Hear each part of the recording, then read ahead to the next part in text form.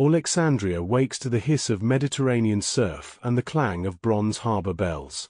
Sunlight crawls across the great Pharos lighthouse and splashes onto marble colonnades built by men who spoke Homer's Greek yet wore the crook and flail of Egyptian pharaohs.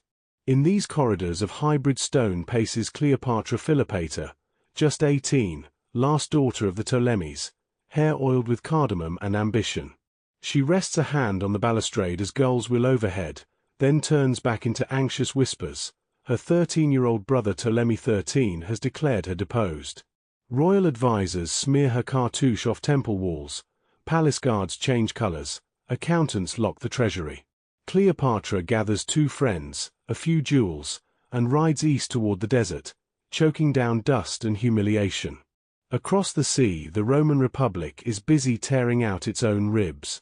Julius Caesar has smashed Pompey at Pharsalus and chases his rival to Egypt, seeking repayment of debts the Ptolemies once promised.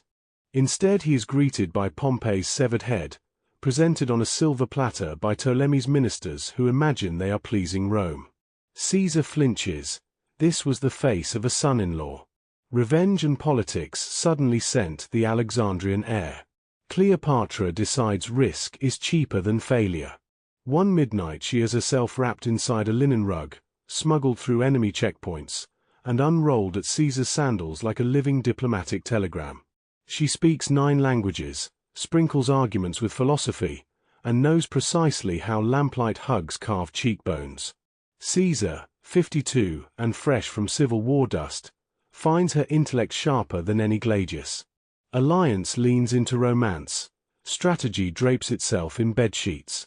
Almost immediately Alexandria explodes into urban warfare.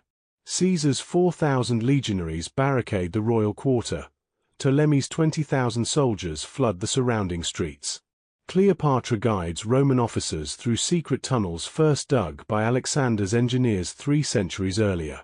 Arrows hiss through torch smoke, and during a week-long blaze the famous library of Alexandria loses entire walls of scrolls, geometry, medicine, comedies, maps, crackling into ashes that float like black snow across the harbor. Reinforcements from Asia Minor slam into Egypt's delta and break the siege. Ptolemy XIII tries to flee by reed barge, but his gilded armor drags him under, vanishing into green Nile silence. Cleopatra returns to her throne, but the price of Roman friendship is steep: 20,000 talents of silver and an unspoken debt of loyalty. She pays, calculating interest in futures no abacus can tally. The desert yields spectacle. Cleopatra invites Caesar on a Nile progress aboard a royal barge trimmed with gold sheets so thin they flap like silk. Lotus petals rain from wicker baskets, musicians dressed as falcon gods chant hymns older than pyramids, and peasants cheer from muddy banks. Caesar sketches canal routes that might link the Mediterranean to the Red Sea. Cleopatra sketches a sketch of empire, Egypt and Rome bound by dynasty instead of tribute. 9 months later she presents Caesar Ion, son of Caesar, coin of joint faces, gamble incarnate. Then the Ides of March slice through history. Caesar falls beneath bronze feet of his own statue, assassinated by men chanting liberty while their knives say otherwise. Cleopatra hears the news across wine-dark seas, feels Rome's earthquake in Alexandria's honeycombed walls, and sails home under black sails. Coins now bear only her profile, chin lifted, jaw set wide to imitate masculine authority. She waits to see which Roman blade will claim Caesar's mantle. Power fractures again. In the west rises Octavian, Caesar's adopted heir, bureaucratic and patient. In the east stands Mark Antony, Caesar's cavalry commander, charismatic and pleasure-bent. Antony summons Cleopatra to the Anatolian city of Tarsus.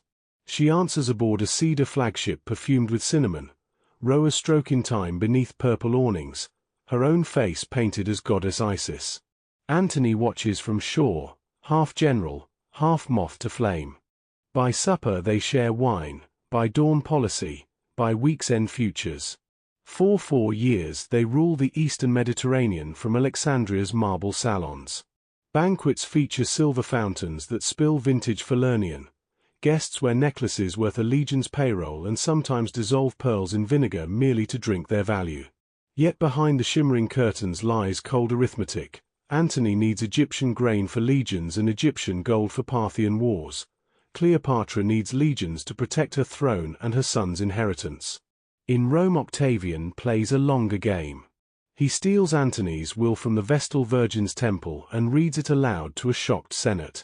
The document promises Roman provinces and treasures to children half Greek, half Egyptian. It suggests Antony wishes to be buried in Alexandria, not Rome. Senators mutter treason. Plebeians bristle at Eastern decadence. Octavian frames a foreign queen as the puppeteer of a Roman traitor. War, now draped in legal robes, marches inexorably to sea. September 2nd, 31 BC, the Battle of Actium. Cleopatra and Antony command 230 towering galleys bristling with archers and catapults. Octavian's Admiral Agrippa fields 400 lighter Liburnian ships, swift as gulls. Morning winds die. Larger Egyptian hulls drift, oars biting only foam.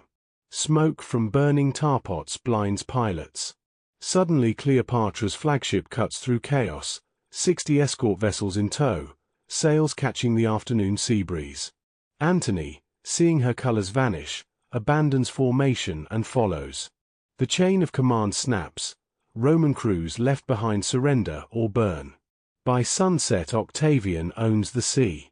In Alexandria bruised months follow. Antony wanders his palace like a ghost draped in linen, training wooden swords against shadows. Cleopatra stocks her mausoleum with gold, rugs, and jars of deadly unguents, insurance against the public humiliation of a Roman triumph. When Octavian's legions encircle the city, rumors fly that Cleopatra is already dead. Antony, believing love lost, falls on his own sword but misjudges the thrust. Mortally wounded, he begs servants to carry him to Cleopatra's sealed chamber. He dies there, blood-soaking purple cushions, murmuring forgiveness. Octavian enters the capital under white flags. Cleopatra negotiates, crown for her sons, autonomy for Egypt. Octavian offers only chains and exhibition in Rome. The last pharaoh prefers legend to cage. Tradition claims she presses an asp to her arm. Laboratory minds cite a cobra's venom load too heavy for a neat bite, suggesting instead a vial of fast-acting wolfsbane tucked into a comb. Whatever the delivery, death arrives before dawn. She is 39, ruler of 2 languages of architecture and 10 of conversation.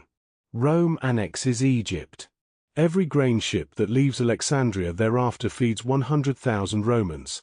Nile gold recoins an exhausted treasury and finances Augustus' marble dreams.